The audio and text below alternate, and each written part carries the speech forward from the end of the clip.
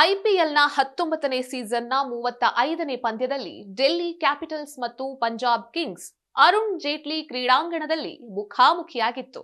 Toss ಗೆದ್ದು ಮೊದಲು batting ಮಾಡಿದ ಡೆಲ್ಲಿ ಕ್ಯಾಪಿಟಲ್ಸ್ ತಂಡದ ಪರ ಕನ್ನಡಿಗ ಕೆಎಲ್ ರಾಹುಲ್ ಅವರು ಕೇವಲ 47 ಎಸೆತಗಳಲ್ಲಿ ಸ್ಫೋಟಕ ಶತಕ ಸಿಡಿಸುವ ಮೂಲಕ ಮಾಜಿ ಕ್ರಿಕೆಟಿಗ ವೀರೇಂದ್ರ ಸೆಹ್ವಾಗ್ ಅವರ ದಾಖಲೆಯನ್ನ ಮುರಿದ್ರು.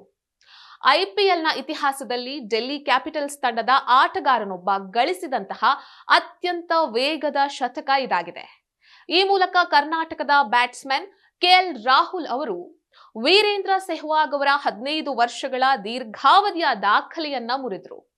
2011ರಲ್ಲಿ ವೀರೇಂದ್ರ ಸೆಹ್ವಾಗ್ ಅವರು ಈ ನಿಷ್ಕ್ರಿಯವಾಗಿರುವ ಡೆಕ್ಕನ್ ಚಾರ್ಜರ್ಸ್ ವಿರುದ್ಧ 48 ಎಸೆತಗಳಲ್ಲಿ ಶತಕವನ್ನ ಬಾರಿಸಿ ದಾಖಲೆ ಮಾಡಿದ್ರು.